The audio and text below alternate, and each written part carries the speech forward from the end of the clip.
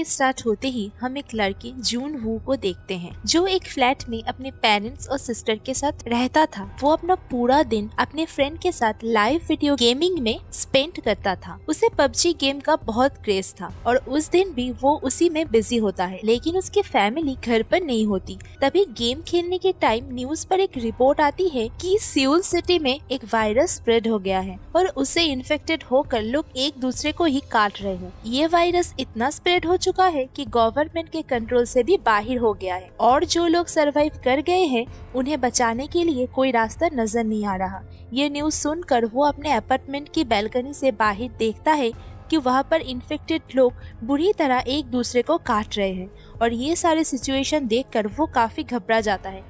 असल में वो वायरस ज़ॉम्बी वायरस था और इसके वजह से इन्फेक्टेड होकर लोग ज़ॉम्बीज बन रहे थे। अब जैसे ही वो अपने फ्लैट में आता है उसका एक नेबर जबरदस्ती उसके फ्लैट में घुस जाता है जो जून हो को उसके वॉशरूम यूज करने के लिए बोलता है और तब जून हो न्यूज में देखता है कि लोग इन्फेक्टेड होकर कैनिबलिस्टिक नेचर शो करते हैं। उनकी स्क्रीन बिल्कुल व्हाइट हो जाती है और आईज रेड और बस इसके साथ ही उसका नेबर एक ज़ॉम्बी में कन्वर्ट हो जाता है। लेकिन फिर भी जून हो उसे अपने फ्लैट से बाहर निकालने में सक्सेस हो जाता है और फौरन वो अपनी डोर को बंद कर लेता है।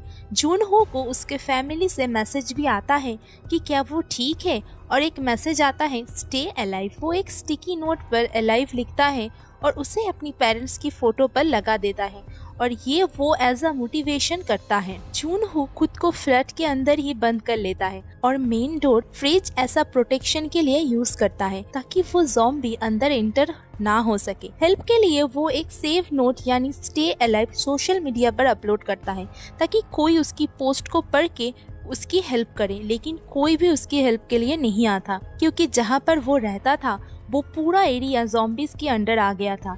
ये सब कुछ उसने एक ड्रोन के हेल्प से पता लगाया था। जब उसके पास सिग्नल अवेलेबल थी उसकी मोबाइल फोन की बैटरी भी डेड हो चुकी थी।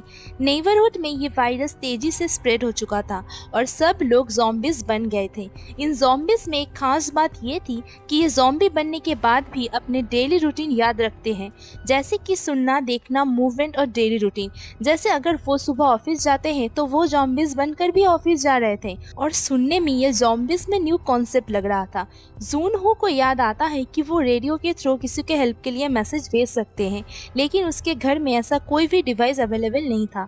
बग्स पेंट हो रहा था और हर रोज जून हो हेल्प के लिए वीडियो बनाया करता था और ये सही है कि इतने दिन घर में बंद होने की वजह से उसका फूड सप्लाई के साथ साथ इंटरनेट और नेटवर्क भी नहीं रहता। रात को वो एक पुलिस ऑफिसर को देखता है जो अपनी जान बचाने के लिए उन ज़ॉम्बीज से फाइट कर रही थी, लेकिन वो ज़ॉम्बीज उसे भी मार डालते हैं। वो सब कुछ जून हो की आंखों के सामने हो रहा था। वो ज़ॉम्बीज का अटेंशन अपनी तरफ लगाने के लिए उसे बचाने की कोशिश करता है, लेकिन इसका कोई भी फायदा नहीं होता। इसी बीच एक ज़ॉम्बी उसके मेन डोर को ओपन करके उसकी तरफ आने की कोशिश करता है और तब वो उस ज़ॉम्बी को लटक के इस तरह दिखाता है कि जैसे वो नीचे गिर गया हो और उसके साथ ही वो ज़ॉम्बीज नीचे गिरकर मर जाता है, लेकिन जून हो चालाकी दिखाकर बच जाता है।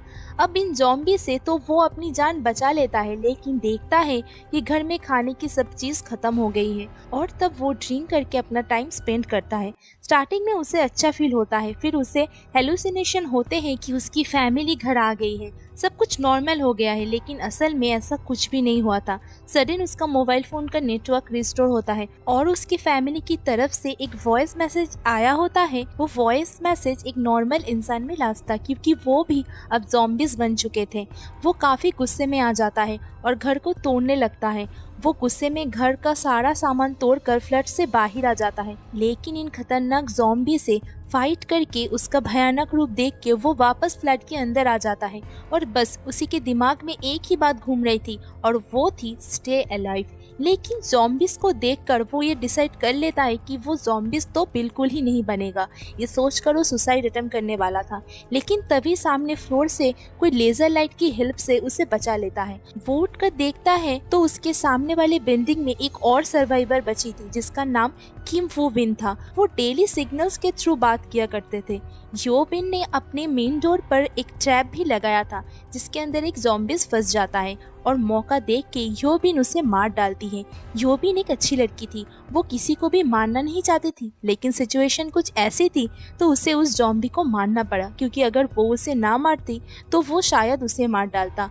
योबिन देखती है कि जुनहो काफ़ी दिन से भूखा है, तो वो उसे खाना देने के लिए एक रस्सी को बांधकर उसके अपार्टमेंट में फेंकने की कोशिश करती है, लेकिन जिस बॉल के हेल्प से वो उस रस्सी को उस फ्लोर तक फेंक रही थी वो वहां पहुंचने की बजाय नीचे गिर जाता है। तब जुनहो अपना ड्रोन भेजता है और उस ड्रोन के हेल्प से जुनहो तक खाना पहुंच जाता है। इसके बाद एक ज़ॉम्बी वो बॉल को देख लेता है, जो एक रियल लाइफ में एक फायर फाइटर था और उसे रस्सी पकड़कर इजीली ऊपर चढ़ना आता था, क्योंकि ये ज़ॉम्बीज़ की नेचर में शामिल था कि वो अपने किसी भी हैबिट को नहीं भूलते। वो उस बॉल को पकड़कर खींचते हैं जो रस्सी के सहारे योबिन के रूम की एक टेबल से बंधी गई थी। वो टेबल अपनी जगह से मूव करता है और जोर से आकर योबिन को लग जाता है, जिसकी वजह से वो बेहोश हो जाती है और वो ज़ॉम्बीज़ रस्सी को पकड़कर ऊपर चढ़ने लगता है। जुनहो अपने ड्रोन से उस ज़ॉम्बी के पास भेजकर उसका अटेंशन डाइवर्ट करता है और उसके फेस पर एक कट भी लगा देता है। और अब जुनहो के मेन डोर पर ज़ॉम्बीज़ डोर को तोड़ने की कोशिश कर रहे होते हैं, जिससे उसका अटेंशन ड्रोन के कंट्रोल से हट जाता है और वो ज़ॉम्बीज़ उस ड्रोन को पकड़ लेता है। लेकिन इसी दौरान योबिन होश में आ जाती है। वो उस ज़ॉम्बीज़ के हाथ काट देती है और वो सीधा नीचे गिरकर मर जाता है। जुनहो डिसाइड करता है कि वो आसपास के फ्लैट में जाकर खाना ढूंढेगा। वो एक ज़ॉम्बी के पास से की लेता है और फ्लैट के अंदर चला जाता है और जिस ज़ॉम्बी से उसने की ली थी, जुनहो को लगता है कि शायद वही फ्लैट का ओनर है। उसको वहाँ पर खाने पीने के साथ साथ वॉकी टॉकी, ईयरफोन्स और इसके साथ साथ माउंटेन हाइकिंग इक्विपमेंट्स भी उसे मिल जाते हैं, जिससे वो सोचता है कि यहाँ पर रहने वाला आदमी काफी एडवेंचर था। फिर वो बेडरूम में जाता है और वहाँ पर एक लेडी को देखता है जो कि मर चुकी होती है, लेकिन वो फ्लैट का मालिक ज़ॉम्बी बनकर जुनहो पर अटैक कर देता है, लेकिन किसी तरह वो अपनी जान बचाकर वहाँ से निकल जाता है। वो ईयरफोन्स की हेल्प से रेडियो के थ्रू मैसेज भेजना चाहता है, लेकिन अनफॉर्चुनेटली रेडियो भी डाउन था। अब जुनहो एक वॉकी टॉकी योबिन को भेज देता है। वो दोनों वॉकी टॉकी की हेल्प से एक दूसरे के साथ काफी दिन तक बातें करते रहते हैं। योबिन जुनहो को बताती है कि उसे हाइट से बहुत डर लगता है। यहाँ पर हमें ये रियलाइज होता है इंसान को खाने पीने के साथ साथ किसी के साथ रहना भी जरूरी होता है, क्योंकि अकेले रहना भी इंसान के लिए कभी कभी किसी नुकसान से कम नहीं होता। पानी पीने के लिए ये दोनों बाहर कंटेनर्स रखा करते थे और जब बारिश होती थी तो वो कंटेनर्स पानी से भर जाता था। एक दिन बहुत सारे ज़ॉम्बीज़ उस पूरे अपार्टमेंट में स्प्रेड हो जाते हैं। उन ज़ॉम्बीज़ की मूवमेंट से ऐसा फील हो रहा था कि जैसे बारिश हो रही थी, लेकिन असल में वो उन ज़ॉम्बीज़ की भागने की साउंड थी। जल्दबाजी में योबिन से कुछ चीजें गिर जाती हैं, जिससे साउंड हो जाता है, जिस पर सारे के सारे ज़ॉम्बीज़ उसी के फ्लैट की तरफ आने लगते हैं। लेकिन तभी जुनहो योबिन के साथ वाली फ्लैट से उसके घर के लैंडलाइन नंबर पे कॉल कर देता है, जिससे वो सारे ज़ॉम्बीज़ योबिन के साथ वाले फ्लैट में चले जाते हैं।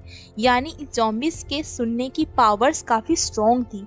ये दोनों बातें करते हैं कि अगर वो यहीं पर ऐसे पड़े रहें। योबिन कहती है कि वो जुनहो के 8 वाले फ्लोर पर किसी ज़ॉम्बीज़ को नहीं देखा, तो वो कहती है कि उन्हें वहाँ जाकर अपने जिंदा रहने के लिए खाने को ढूंढना होगा। वो दोनों नीचे आते हैं और ज़ॉम्बीज़ से उनकी एक खतरनाक फाइट हो जाती है। वो किसी भी तरह से अपनी जान बचाकर एक लिफ्ट में आते हैं और 8 फ्लोर पर जाते हैं, लेकिन ज़ॉम्बीज़ जो कि उनका पीछा नहीं छोड़ते वो भी वहाँ पर आ जाते हैं और तभी अननोन पर्सन वहाँ पर आता है जो उन्हें उन ज़ॉम्बीज़ से बचा लेता है।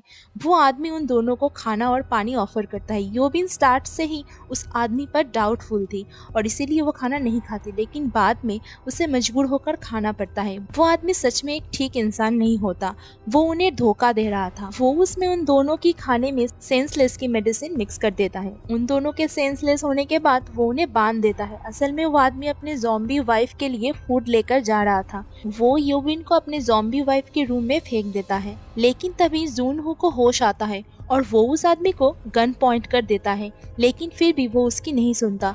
और यहाँ पर योबिन समझदारी दिखाकर एक कपड़े से वो उस आदमी की वाइफ का फेस कवर करके उसी आदमी के ऊपर छोड़ देती है और वो लेडी अपने ही हस्बैंड को काट लेती है। अब योबिन ना चाहते हुए भी उसे मार देता है और गोलियों की आवाज सुनकर सारे ज़ॉम्बीज़ उस फ्लैट की तरफ बढ़ते हैं और योबिन जुनहो को कहती है कि उसे शूट कर दे, लेकिन तभी उन्हें हेलीकॉप्टर की आवाज आती है। वो दोनों ज़ॉम्बीज़ से काफी फाइट करते हुए बिल्डिंग बिल्डिंग के छत पर आ जाते हैं, लेकिन अफसोस उन्हें वहाँ पर कोई भी हेलीकॉप्टर नजर नहीं आता। वो बस कुछ बची कुची गोलियों से उन ज़ॉम्बीज को शूट करते हैं और साथ साथ अपने लिए प्रे करते हैं कि वो बच जाए। और तभी सडनली वहाँ पे सच में हेलीकॉप्टर्स आ जाते हैं। ज़ॉम्बीज को शूट करते हुए उन दोनों को सेफली हेलीकॉप्टर में ले लिया जाता है। वहाँ से निकलते ही सिग्नल भी आ जाती है और उनके फ्रेंड्स के आए हुए मैसेज देखकर वो खुश हो जाते हैं। दोनों सर्वाइवर अपने पिक्चर्स को नेट में अपलोड करके अपने लोकेशन बताते हैं। फाइनली जून हो का स्टे अलाइव अब अलाइव बन जाता है और यही पर ये मूवी एंड हो जाती है। Thank you for watching.